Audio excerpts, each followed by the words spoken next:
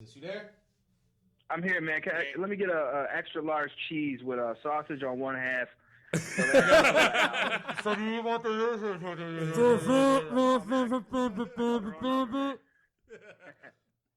That's dope. So I mean, you guys rocking the cool keys, man. Blue flowers. That's yes, what it's all about. yeah, Blue the remix. flowers. Hey, It was a request from the homie Erica. Yeah, man. Big shouts to my wife for wanting that to be played. That was awesome. No, it's not an moment. Not It's just a the hip hop song, moment. that remix, that very special remix. Much from my love childhood. to Swings hitting us up. Much love to Real One hitting us up. But yo, Right. we got the brother Matlock on air. How you feeling, fam? I'm doing good, man. I'm doing good. Trying to drink this cold away. All right, good. We're about to Yeah. talk to you Yeah, about you that, guys, yo. man. You Sounds just like sound you guys sick would've to knocked it us. right out of me. Yeah.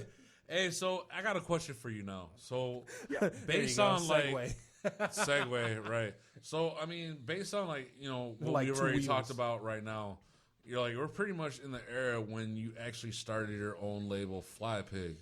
So, I wanted to ask you, what was that like to actually start your own label? You really have to know the ins and outs. You have to take advantage of everything that's available to you. You have to be able to know how to record it for cheap but yet effective, how to get big names for not a lot of money, maybe trade some favors. It's cool, man. It's really cool. I really got involved in it, especially with 2707. It was fun. It was an extension of the music, but I wanted to get back to the music ultimately. And in the end, that's what I did. What was the one city that every time you either like the first time you rocked it or every time you rock it, you're like, you know what, I can't stop? There's nothing like Chicago, man. As many places I've been, there's nothing like Chicago. Like that love that I get from my peers and the people who have come up listening to me. Like you guys said, you've been listening for years. That means a huge amount to me. My favorite show ever was the first Chicago Fire. Like, ask Mike One about that. Like, he was crying on the way home, man. Like, Yeah, he was. It was such a good feeling about that show. Everybody being together. I will ask Mike One. I went on tour with Mike One in South by Southwest and hated him. Now we're cool as hell. Yeah. I started off hating everybody. I'm not a good Yeah, people person. Shadow literally stayed in the shadow and just looked at you with a "F you" gaze. All right. I'm not a good people Right. person. So, I mean, I guess to rephrase my question, just so I could get a different answer, is what was the spot that you were the most surprised by when you rocked it for the response that you got? Honestly, man, I've never been surprised. I've always come with my stuff. You grow to even expect it. Early on, though, I would say the first times I was in front of a crowd, the Royale, Tequila, stuff like that, when you're first put out there to show what you got and people are applauding, your lines are resonating, they're laughing at your punchlines, like, it's got to be early on. You get that feeling for that taste. All right. Well, I mean, what about out of Chicago? Just because, Chicago, any Chicago artist can say, there's, these three spots or, these three shows that I've done that really done that. But, out of Chicago, what was the most surprising spot that you rocked where you got the most response? You're like, wow. I'll take it back. You mentioned back the Killer K battle in Cincinnati. That was probably it, man. I had a crew of dudes there. It was like my in-town homies. We had just met at the show, and they had my back through the whole show. The crowd loved me. Like I said, I got through every round of that battle. And that's without that hometown love. So, yeah, that one, man. Who, in, I guess the past 5 years, whether it's through, Double XL or, other venues that you, that surprised you, you're like, wow, this dude, this person or this crew is way doper than I expected them to be? I gotta say Chris Crack again. I don't keep up with a lot of people's new stuff, and I did a show. It was Waffle Fest 3, I think, at Empty Bottle. And I had heard the name before, and I'm like, Chris Crack. I mean, come on, what is this? Some trap, old BS or whatever. And I seen it. Dude was ill. He was real, hip-hop elements, but it had a very new sound to it, too. It sounded old and modern at the same time. Full of energy, colorful, and entertaining, man. I wish that dude all the best. Chris Crack. Who else besides Chris Crack do you feel that listeners out there need to really be listening to from the Chicago scene to be able to really check catch out it. Rapper Chicks. Rapper Chicks are dope. That's a dope live show. Yeah, big ups to Psalm 1 for that one, for sure. Yeah, they got their sexuality. It's entertaining, high energy, but skills, not just some old garbage. Yeah, even Angelina will like flip it on you and like we'll go from some cool singing back into some like throw you down some stairs rap. It's kind of cool. Let me ask you this then: what do you think is the biggest failure for this new generation? Not respecting the forefathers, not looking back at where it came from, and carrying on tradition like they should. That's the basis for everything. I'm gonna play a little devil's advocate with that. Do you think the forefathers kind of like dropped the ball with teaching some of these newer cats also? No, I think everything kind of like went its own way, and we have these subcultures. We didn't protect the culture and keep it as one. So now you have trap music. It's a spin-off, you know? Yeah. True. So, I mean, I guess that kind of like brings... Hold on. I agree with you to a point, because I know when I was coming up, there was no forefathers for me. And if they were all trying to get on the same open mic I was trying to get on. I mean, I always felt like there was no need to be like hard. Like, but in retrospect, which was dope, is that, you know, through that hunger, you end up kind of out eating them. You know what I'm saying? And you finding people who are as hungry as you were. Exactly. But I mean, there's still like right now, I feel like, and it's always kind of been a part of rap in a sense. I always felt like this weird thing of like when you rap, you're now like hard. You're like this dude who I'll kill everything.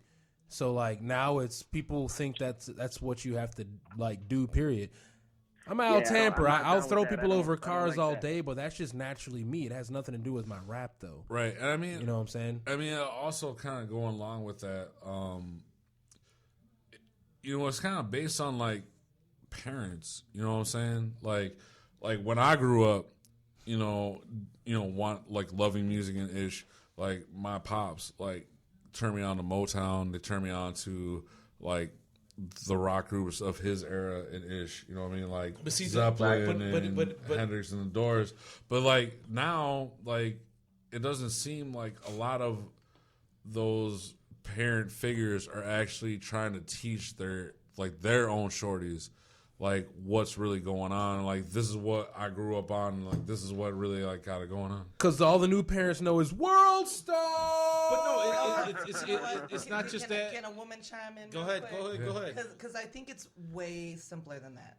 How can I play Wu-Tang Clan Ain't None to F with for my 4-year-old? I'll play it. Like how can I as a parent do all this parental advisory stuff to my child? See, I play it for the kids. In a context that they can understand, though. Because, you know, as from an adolescent development perspective, because that's what I do.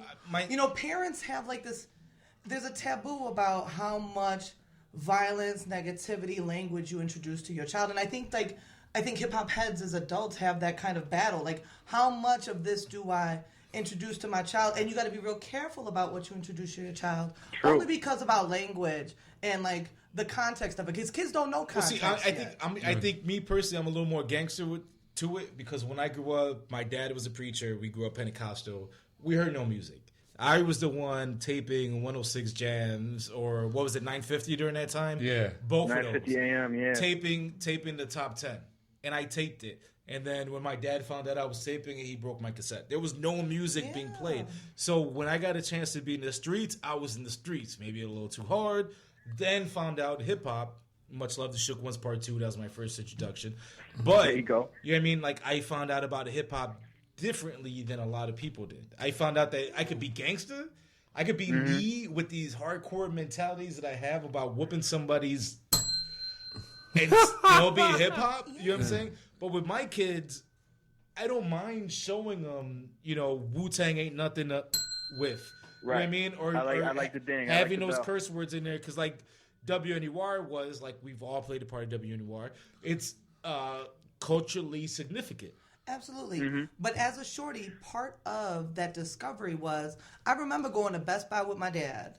And he was so strict about parental advisory. I wasn't allowed.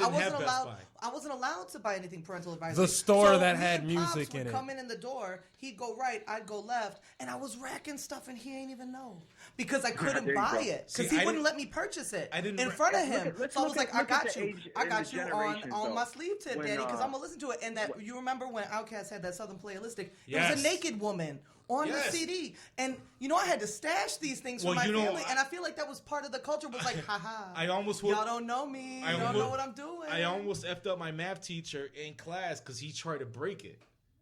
Cause she's naked, and I was about to dip off him. I don't care. You ain't got no business. Everyone had the different. Hold on. I paid for that CD. If I can ask you, man, you're of my age group, correct? Right. We're there. So our parents were raised on like. They're either on like some hippie tip, like we were talking about classic rock and Hendrix. And it was like they're Puritans. Or like it was a huge jump to go Who from that to rap music. It was shocking to the culture. You want to talk about something culturally significant. Our generation is different. We were raised with rap music. So bringing it back to what she said, it's very important to show them that, but not all that violence at once. Absolutely. So they think that that's all it is. Right. I'm a parent myself. When my son started getting into hip-hop, I showed him Rakim. I showed him all the stuff that wasn't loaded with curses, more conscious stuff, more happy stuff. And then as time went on, he got older, and we're playing Cool G rap in the car. And he knows the difference between reality and fantasy. Right. See, we're parents now, is what I'm saying. And we got to watch what our kids listen to and think about it. See, with mine, I have two daughters, right? So the first one, I wasn't making. I just broke up with Schizophrenic, so I wasn't making music as much as I was. So we're listening to more Motown. We're listening to more 60s, 70s rock. Clearance, Cool Water Revival, The Doors. We're listening to that. The second one, I was writing for the next Ideologist album. So the next one talks like with a New York accent, and she's not from New York. So she was listening to more Tribe. It's true. It's kind of weird when she strolls up. That's another I'm sitting on the porch like, yo, is this your kid? I got one that's like mad proper that grew up with more 60s, 70s Motown. And then I got one that I was finishing an album that heard Tribe, De La, Rakim was another one, OC. That talks with Dad. But look though, you just said it. You subliminally just said it though, because the older daughter you just said was more proper, and that right there is already subliminal. Because what we're saying is hip hop isn't like certain lyrics and content isn't proper, and it's kind of embedded in that. But she's big but fan as a of hip-hop, parent, as a hip hop head, it's one thing. But as a parent, you have to kind of think a little deeper. Like, is this what needs to happen? But do we keep it real or do we keep it like current? But see, which is funny, both of them are fans of hip hop, which is hilarious to me, and their friends never liked their hip hop. Period. Because their hip hop is different than their friends. Well, I mean, their friends are still dabbing and doing the halfway crip walk or whatever. Well, I mean, there's their running man. But they know real hip hop. You know what I'm saying? And the oldest one, which is more proper than the younger one, is more of she's more of a Tribe fan, more of a De La fan, more of like good vibe hip hop. Yeah, the younger ones like native tongues. The younger one's more gritty. The younger one's more like Mobb Deep. You know what I mean? M.O.B. Scarface. Right, but I mean that kind of brings the question I want to bring to you. Matlock, is that you having a shorty of your own, like how do you navigate like exposing your shorty to what you kind of do, along with the history of things to kind of make them kind of like rounded? I guess is like lack of a better term, like well rounded when it comes to this culture, while still trying to give them that outlet to be able to explore and figure things out for themselves. That's a good question. You have to be both. I have to be an artist and a parent. Like I said about our parents being ignorant to it, we can't be hypocrites. So I have to expose my son to that. I don't ever want to sugarcoat the world. I want to show him what's out there. But I also want to be there to tell him why, to explain these things further. And that's what it is. It's a balance, man. Right. I mean, do you find it weird, though, like having to explain things to your shorty? Like, all right, look, you just heard his Rakim album. Like, you just heard his Rakim track. And, like, this is really the what the most craziest thing I had as a parent was explaining old slang. Because they didn't get it. Generations are defined and boundaries are created they didn't get the old by their slang. language. They didn't understand it. But they'll love the hell out of Ghostface because they understand every slang he has. Which no one else understands that. Because I know my daughter. Because Ghostface wasn't using slang. He was using. Listen to Hip Hop 101. If you guys been listening for a while, you guys know I have 2 daughters. Ghostface was doing this thing called using metaphors. Yes. Right. Yeah, but my daughter still asks me, what fat does he mean? Right. I mean, but it depends on how old we go. But I mean, like, do you find that kind of like weird to like expose your shorty to that? But at the same time, I can't be how our parents were, man. We can't be hypocrites. We came up on this. It can't ever be awkward. It's reality. You know, his dad is a rap artist. Right.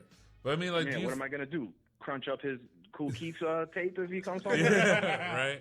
But I mean, you can't write about this. But I mean, like, do you but like going off of that too, like, do you find yourself like somewhat conflicted in like when your own child like wants to listen to Ish and you hear what they're listening to and you're like, no, like, I need to either like say something about this or like really explain what's going on so they understand the undertones of what's going on, and like it kind of like changes their like perspective in a way where like at first it was simple like, oh, this is just like popular, like, oh, we're all dabbing out or like we're all like doing the Running Man, but then like once you explain something to them, they're like, wow, like it's way deeper than I thought. I'm gonna let you answer, but I see that to a point.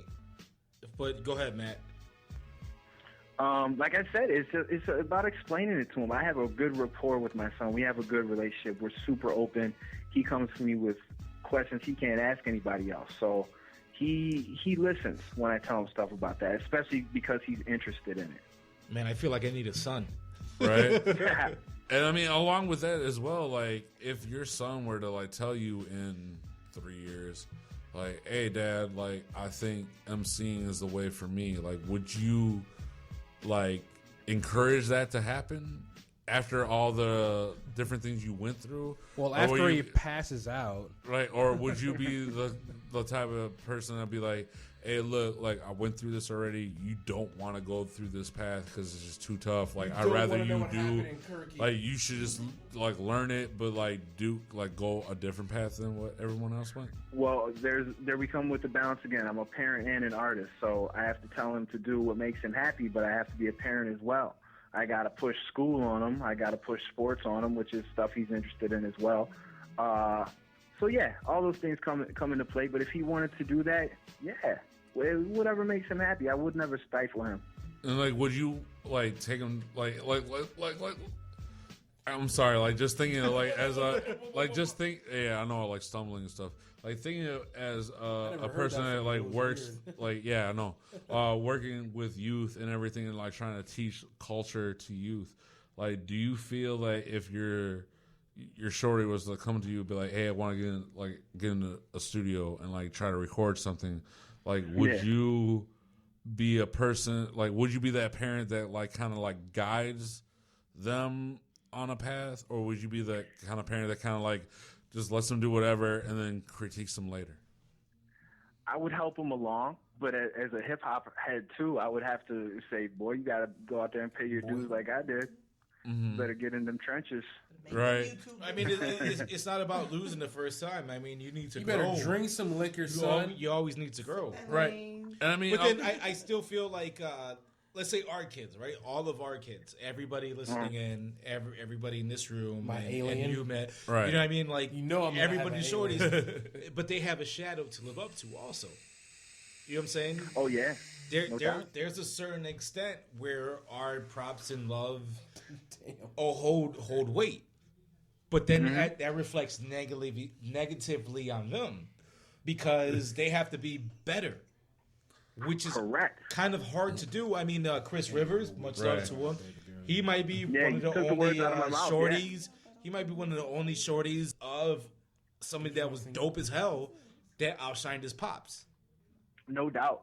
You know what I mean? I agree with that. And that's super hard to do. But then at the same time, you have to tell your shorties, yo, your dreams are your dreams.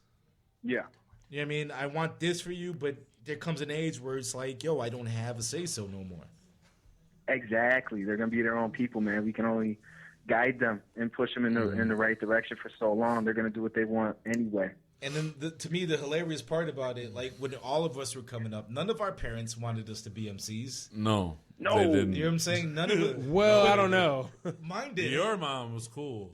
My parents were like no. Like I said, my parents. I that's came up with bad. gangster rap. I think all my parents wanted was to hear me rap. When and I talk started, ish. when I started recording, I used to have to walk from Logan Square to Western and Farragut because my mom was like, "I'm not giving you bus money to game bang." I was like, "I'm not game banging. I'm working on music." But I trooped it, and I didn't care because that's what the hell I wanted to you do. Keep wanting props for all this walking you did in your childhood. Man, I had an 8-pack back in the day. It was 8. We're just gonna say It was you 8. I was a great chain amount of walking. tanning. We're so I was proud a of chain you of for all that tanning of footage. early Shadow, 2000s. I just want to give you the I was mad figured out. Had a buzz I looked like a cut, fake but- G.I. Joe. I want to was give awesome you back the then. honorary golden shell toe I just want all my ex-girlfriends For to call in and be like, walking- he was beautiful. for And walking physically way fit. too much. He physically From fitted all that- beautiful. He had the Puerto Rican Caesar fade. His shower ciphers were incredible. He walked like he had like all the world in his hands. It He had sounds the like whole a bad world Jesus in his Christ hands. song. Yeah, right. He has the whole world. Hey, man, in his Hey, hands. hey, so you keep talking about your walking. I'm just trying to give you the honorary. right. So Matlock, here's a good question I got for you. Who was an MC that you didn't know or never heard of or whatever that shocked you once you heard what they delivered? I mean, besides Juice, besides Vakil, besides like Chicago, like the typical Chicago artists that you would list, like who would be a person that really shocks you in what they brought to the table? You know, like that In little Chicago Korean or kid anywhere from we talking? Cincinnati. In Chicago or anywhere, we talk. Anywhere, it doesn't matter. Anywhere. Doesn't matter. The little Pakistani kid. I from think when I Philly. was real young, Redman. I think that Time for Some Action video. Ah, This dude's crazy. He got the black KKK and the snot rag stuffed in his nose. I was like, this dude's crazy. So I mean, Yeah. I guess like going off of that too, like because like based off of what you just said, like that was like an earlier era, and ish. Yeah. Like who were some of the MCs that you were influenced by, based off of like the shock value or based off of like the skill value that they delivered live show or video on the box or MTV? They were like, man, like I need to like be influenced by this person. This isn't someone I'm directly influenced by. I don't think we're very similar artists, but someone's skills I'm shocked by even to this day. And like I said, I don't listen to a lot of underground. Is Aesop Rock. Word. That dude is crazy.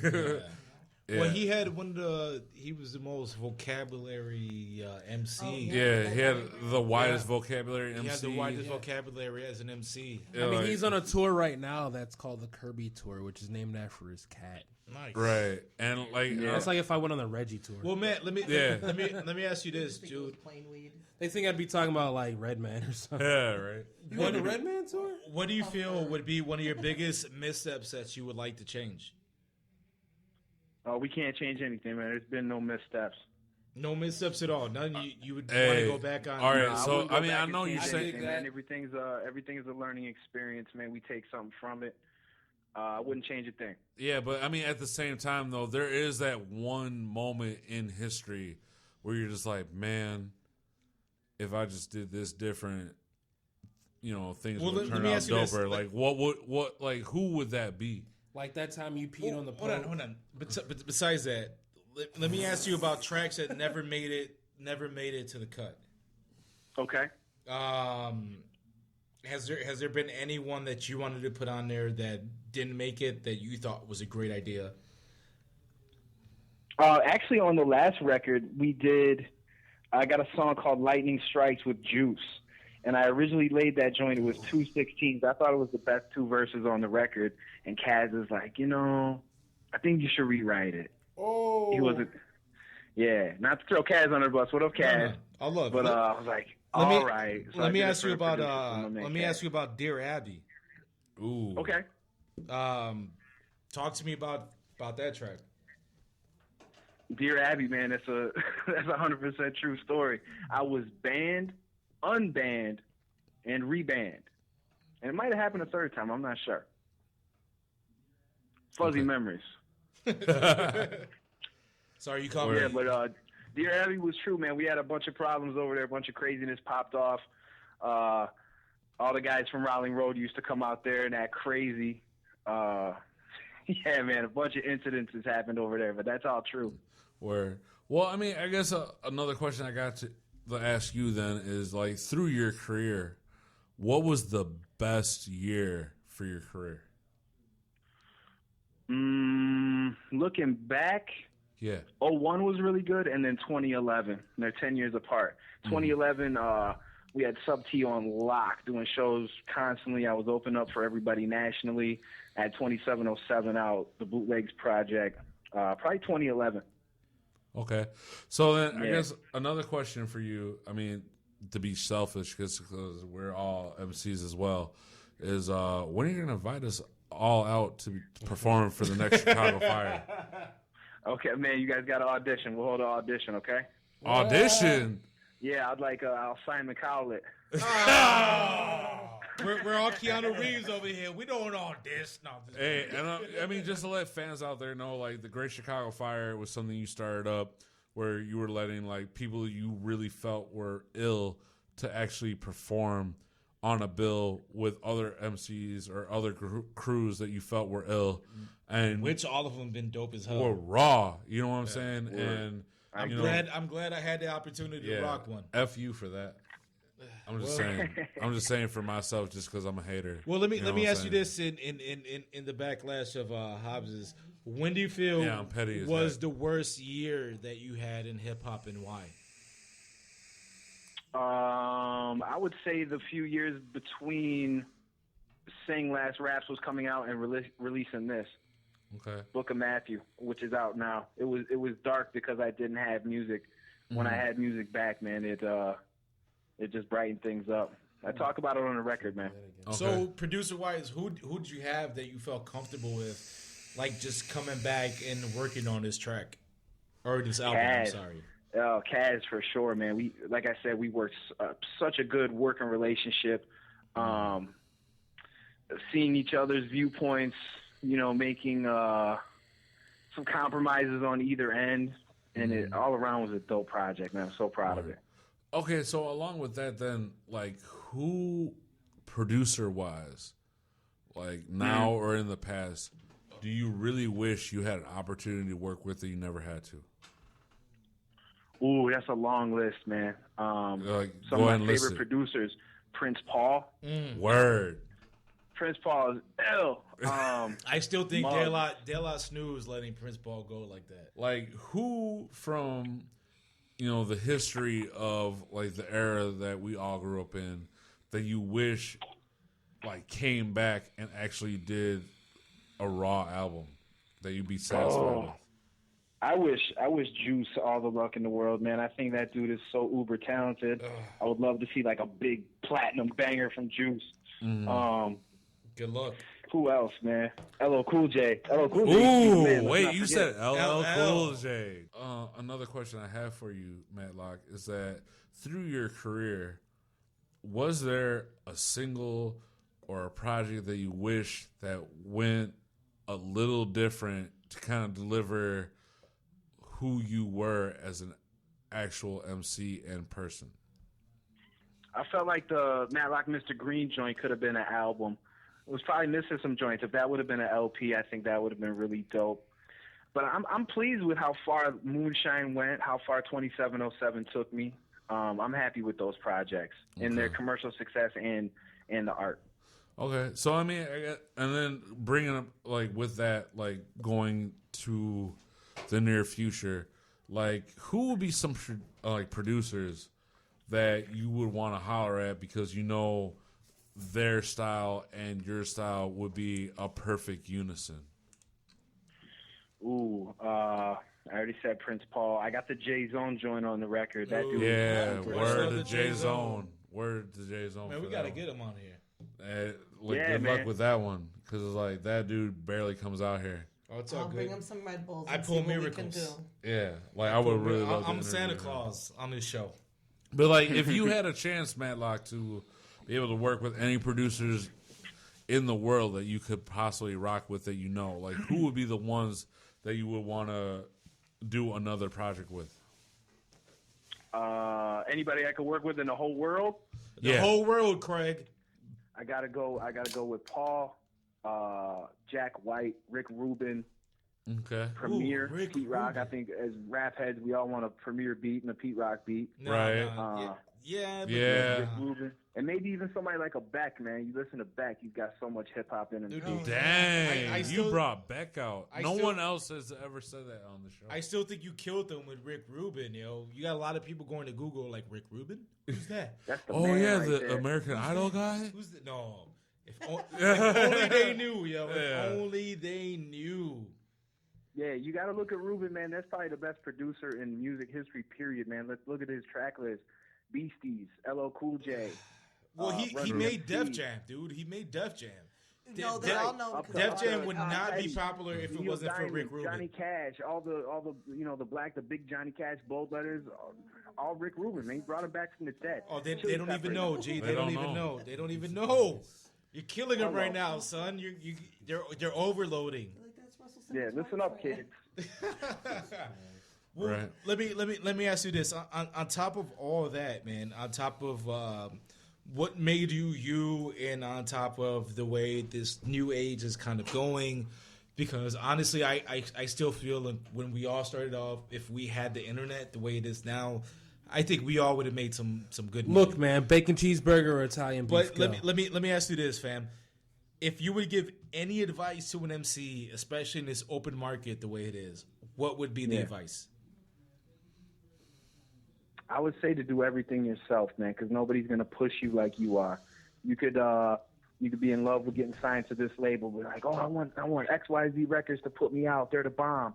But XYZ Records might not have the same love for you that you have for them. Learn the business and learn the music, man. So do you feel like it's more of a Chance type situation? Because Champ is indie all the way. Mm-hmm. And let me ask you Look how at you that. feel That's a great about name to Chance, bring up. because that's a Chicago head. That's the Chicago head that a lot of people have and issues with. Yeah, I took my it's a goddaughter real to see him. controversy topic. How do you feel about Chance? Chance is cool, man. My kid listens to him an awful lot, so I'm down with him. And definitely from an independent standpoint, that man's about to get a Grammy. Yeah, Yep. seven nominations. Seven noms? nominations. Yeah, we have to tip our hat to that. That's one of us, man. See, me personally, I like maybe 4 tracks out of his catalog, but I'm glad I'm not the only one. I still respect the hell out of him because he's doing it indie and he's doing it how he wants to do. with Right. the right Exactly. pub behind them. Exactly, music- it's the music Chicago probably isn't brethren. for us, It's man. not like The music is the Kanye new marrying the generation. Kardashian and going crazy. Yeah. It's one of our homies that's doing it the way he wants to do it, and he's been doing it. Right. I don't No like doubt. his whole catalog. Like I said, I might like 4. 2 of them might be with. Actually, one of them is with Action Bronson, that Baby Bluish That's decent. that we play, and then 2 is him. Well, no, one's with him and Twister, That's Cocoa Butter decent, too. Kisses, and then 2 is him solo. So I'm not the biggest fan of his, but I respect the hell out of the hustle. Right. And My point exactly. me being an artist, and everybody in Hip Hop 101, we're all active artists, including our guests. But being part of the game, it's respectable and it's love seeing somebody go so far doing it the way they want to do it. So that brings Exactly. upon right, but that brings upon a really interesting question that I want to ask you: is that what type of team do you feel that artists need behind them to attain the type of notoriety that a Chance the Rapper has received, or a Macklemore has received, or I mean, I don't know, whoever else is like really, really popular that's different? you have to have people that you know have your best interest at heart, and also people who can do their job well enough to let you kick back and be the artist and make the songs. Making the right connections, man. You never know. Maybe it's your publicist that blows you up. Maybe somebody gets you on the radio. But definitely people who are pulling for you. Well, let me ask you this. I'm sorry to cut you off. Yeah, let me ask you this: as somebody that's traveled the world, also, you have friends that are negative and you have friends that are positive. Mm-hmm. All right, so the differentiating them into a circle that'll help you succeed, because you've done a lot. You paved the ways for a lot of cats also. How were you able to differentiate the cats that you felt that were positive and that were negative? I mean, sometimes it's obvious, but sometimes it's just respecting the person and respecting their opinion. When you're getting into entertainment, man, when you want to be a success, or not even entertainment, in anything really, you have to separate yourself from negative people around you. You can't be surrounded by yes men either. You know what I mean? Yeah, very true. You got to be surrounded by like-minded people, but you can't have a bunch of dummies around you that just want to get high all the time. Negative people who are starting trouble, dealing drugs, in and out of jail. You have to separate yourself because you're not on that path, man. You want to do something else. They're going to bring you down. Mm-hmm. Yeah, those people got to get cut off, man. Eliminate the negative, make room for the positive. So do you find it as the farther you go, the circle gets smaller? Not necessarily, man. You gain people along the way. You lose people. Some people see the light and they come back differently. That all depends. So, like, what kind of advice would you give to an up-and-coming artist to help them realize what their potential goal is? Search yourself, man. Like that old saying says, know thyself, man. Know what you want, know what you're capable of, know what you still need to learn. Also, like I said, learn the music, learn the history of what you're doing, and learn the business. Okay. Me personally, I bumped into a lot of new cats, and I tell them this isn't the business you want to be in. Yeah, but it is though. They all love rap. Everybody wants to be a famous rapper. But at the same time, man, like, you don't want to miss things, and this isn't the thing for you. I've never seen both of my daughters take their first steps. I was on tour when that happened. I mean, you kind of have to be callous, but not callous at the same time, because you're gonna miss things. Right, I feel you. I feel like if you're family oriented to a point, then this might not this be is the not career for you. Like, this is definitely not for you. But if you're willing to swallow a couple things up, then all right, True. then go. A lot of people aren't aren't huge touring acts too that are successful in this business. And that's true. You can be a family man and you can do music. You gotta make it work for you. Life is what you make it. Period. Oh, well, I mean, that brings upon, like, a quick question. Like, who through your history that you saw perform at a show you're doing or whatever that you felt would be the next big thing but didn't actually happen? But didn't pan out. Yeah. I always thought Juice had the capability of being a huge star. I'd still like to see that happen. So we had Juice here until what, 4 a.m? Mm-hmm. We had Juice on Hip Hop 101 to 4 a.m. Yeah, sounds about right. He probably freestyled 2 hours of that. Yep. Yeah. He did. Yeah, he did. I said the name before, Chris Crack. I look at the views on his videos, man. I think they should be much bigger. I think he's so relevant and he's up to date, but he's hip hop too. I think he has huge potential. He's still real young, man. We might see what he's got in store. Word. Well, let me ask you this, because hip hop has a real big misconception, especially in Chicago, right? Because everybody's saying it's a crab in a barrel mentality. Personally, I've seen people go beyond their own ways to help cats that they felt were talented. How do you feel about MCs in Chicago? As far as what, helping each other out? Well, just in general. In general. Do you feel it's a crab in the barrel mentality? Do you feel like there's a lot of whack cats? Do you feel like the circle's getting thinned out or getting thicker? Or do you feel that the circle is not really pushing it the way it needs to be to get the recognition that it needs to get? You know, this is a question they had for me at the Midway documentary shooting too, and they asked a lot of other people. So Risky stole our question, huh? Yeah. All right. Yeah, Risky stole your question for sure. I'm about to call. This is Risky like an right age-old now. question, man. I've been hearing it for years. Like, what is the problem with Chicago? Why doesn't anyone blow up? When you talk to Risky, you're Chicago's best rapper.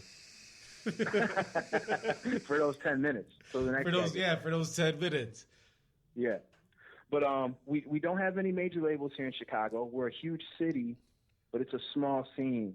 And we all fight for the small spotlight, man. Like, look at Sub T Open Mic Night, man. Mm-hmm. You know, that's a perfect metaphor for it. Let me ask you this. When's the last time you've been to Sub T Open Mic Night? It's been a while, man. Probably like 2 years, something like that. I think I went up there with Swangs. We kicked a little something. And if you went to Sub T Open Mic Night, would you cypher or would you just kick back? Oh, yeah, definitely, man. They'd make me.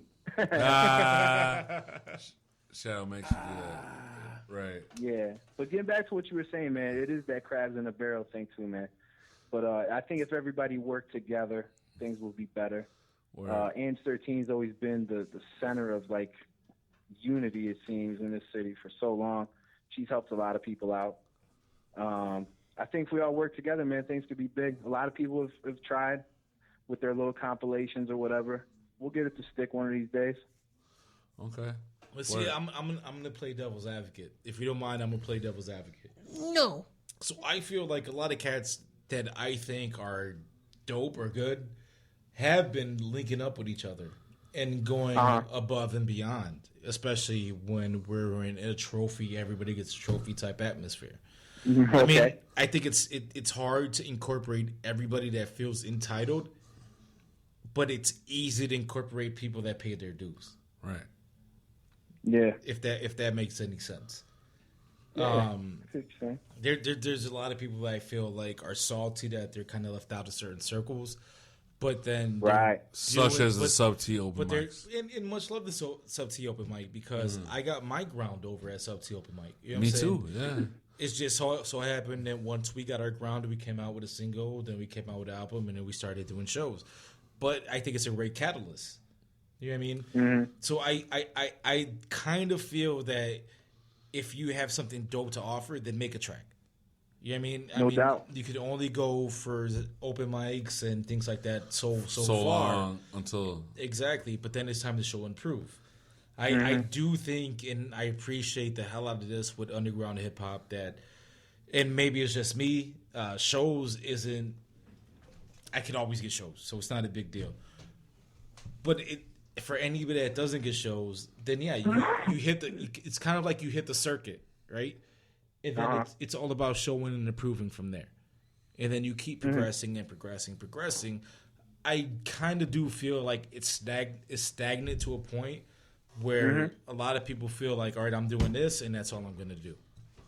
Yeah, no doubt. I'll post it on Facebook, and people will recognize me on Facebook. But I'm gonna do this all the time, and that's it. Right. I'm gonna put a little bullish video together that costs like $50. A misconception I think we all have. We're all chasing this huge thing where we're gonna blow up or something huge is gonna happen.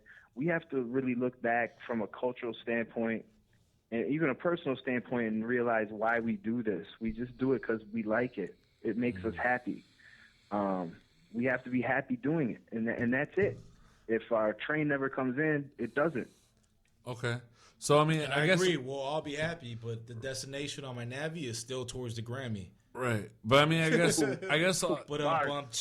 to ask a difficult question, Matlock, I guess, you know, with you saying that, like, you know, we all, like, go upon a different, you know, a similar path to achieve, you know, some sort of notoriety.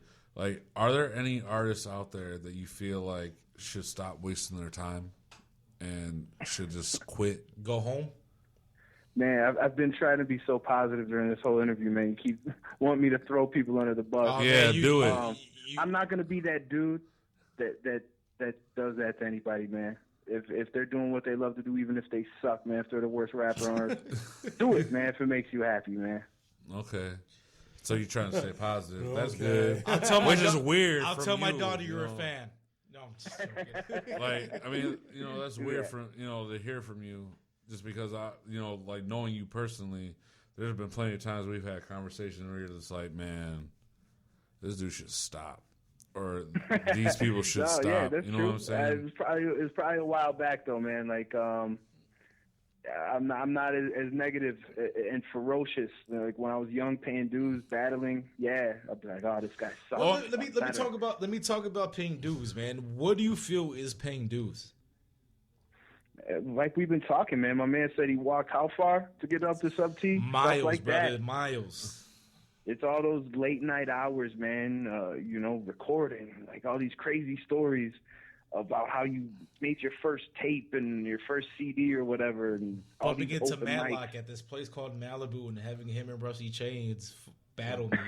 There you go. That counts. And every MC would step away except for me, and I'm still there, like, Yeah.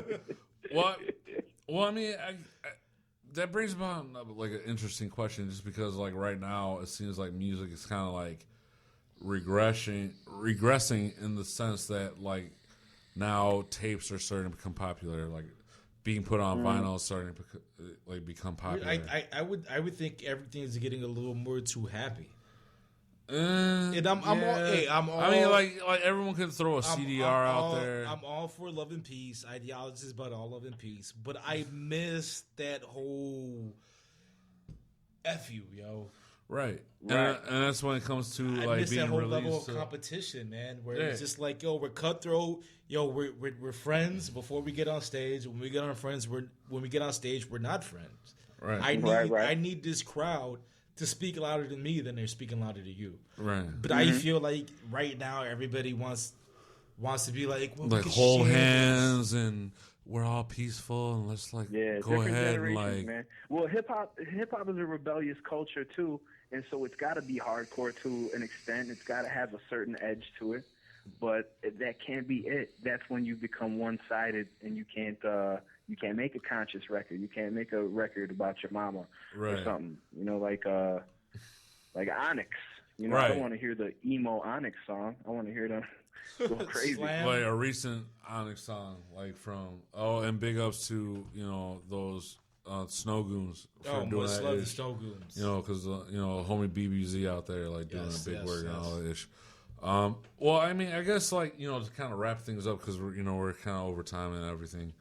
What would be your last words, or if it was like a Family Guy episode, like the grind your gears section, air it out, G. Air it out. That you want to let like people know out there, like what needs to be done. As far as the culture, like everything, like everything. What is your feelings, yo, right now?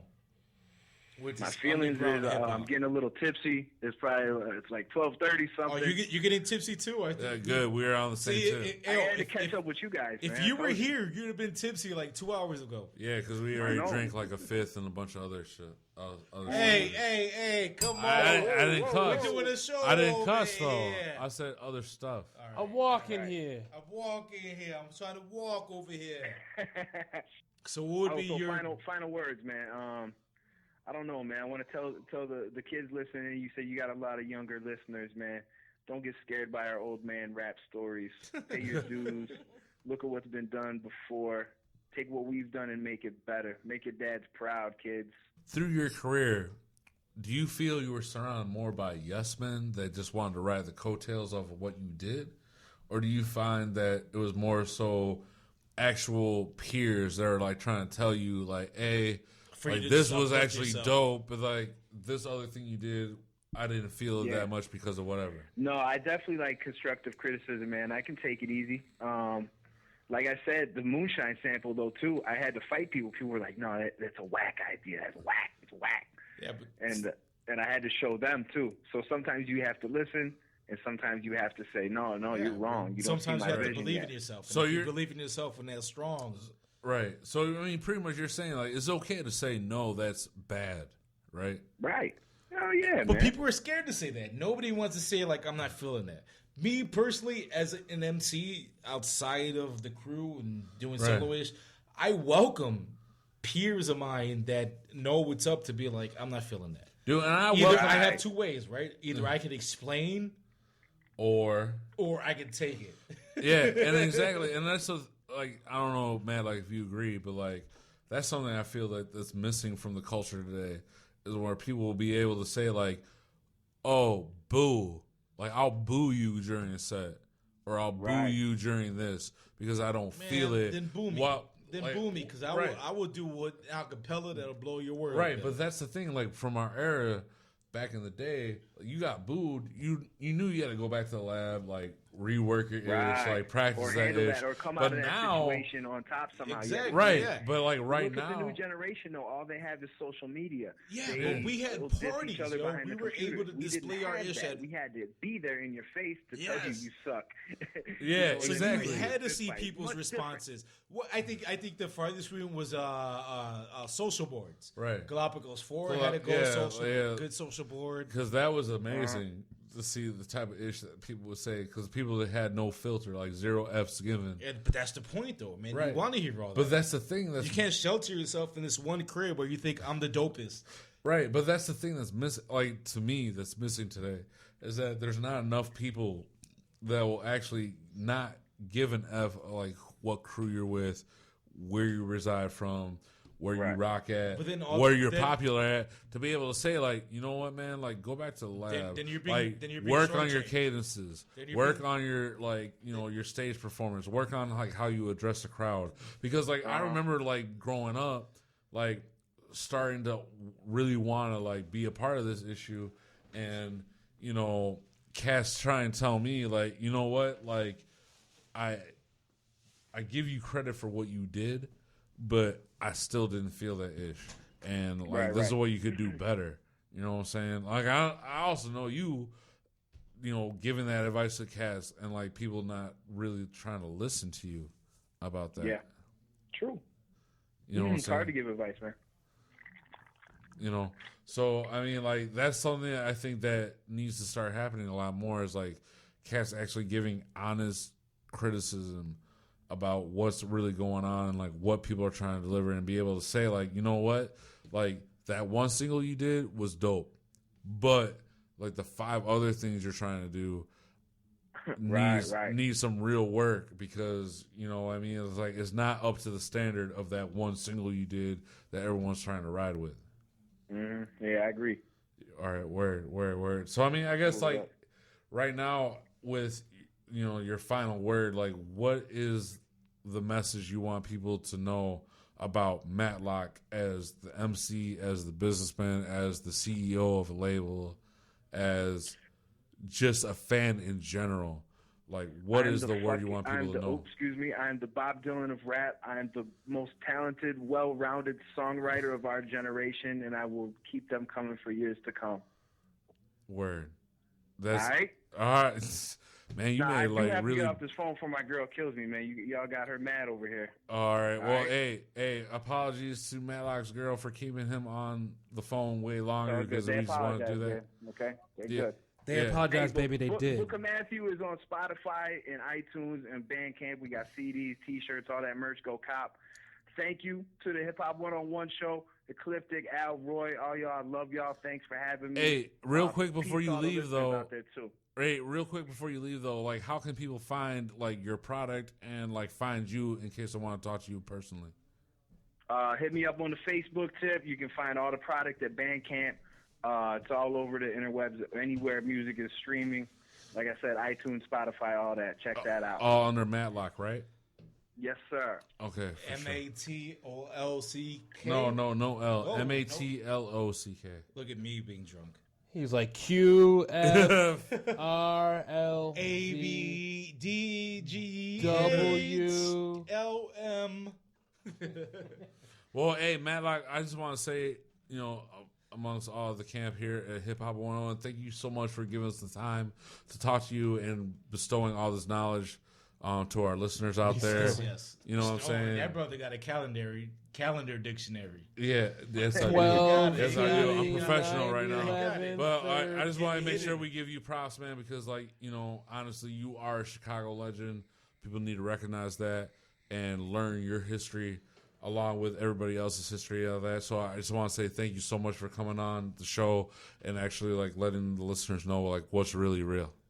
No doubt, man. Thank you again for having me, man. Y'all be cool. Yes, much love, be brother. easy, man. And we're gonna play Moonshine on our way out. Yeah, and also just because my daughter loves it, right? And just so you guys know, we are broadcasting live from Genesis Art Supply. This will not be happening very much longer. No, I think we got one more show. We got one more show, and then we're gonna move. We got the fan month. Yeah, the fan month with Jory, Randman, Chris Sanders, right? All fans of hip hop. The one and only show that will show love to hip hop fans, right? Which is Hip Hop 101, and we will have him on to discuss hip hop, what makes them like hip hop artists, things like that. So you definitely want to tune in because these are fans, and right, and like these are people that are like similar, like you know what I mean, out there listening right now. Hey, you mentioned Randman. That dude is a Chicago hip hop supporter. Yes. Man, big ups to Randman, man, for supporting everybody that he thinks is dope and willing to say like you're whack if he doesn't. One of the first times we had him on, they thought he was he was orchestrated. Profile? No, they thought he was orchestrated by the underground hip hop community. Like some haters and so we were getting inbox like, oh, he's not real. He's orchestrated by you guys just to support your guys' albums. Right, payola, you're paying. Yeah, payola. Like we're getting paid to like get profit. But if only they knew, like he's actually putting money in our pocket because he's buying the album. Which is love. He's putting money in your pocket because if your album is dope, it gets bought by Rand. Exactly. Right, and then hey, Matlock, real quick, man, do you have any shows coming up? We're going to do something in Sub T in the very, very near future, man. Stay tuned for that. I'll have a date coming up soon. All right, word. And I expect to hear from you hollering us to do that with you. I'm just saying. I told you, show up to the auditions, man. I got Paula Abdul. Every audition I've been doing is 40 plus. Make sure you give us first dibs, then. We'll see, man. We'll see. Wow, being so professional. All right, man. I love y'all. Peace. All right, man. Be easy, man. Hip Hop 101, Q4.org, 1680. AM. And the place to be. We're live and direct with the homie Matlock. Tune in, zone out. We're going to play some music on the way out. You guys got treated.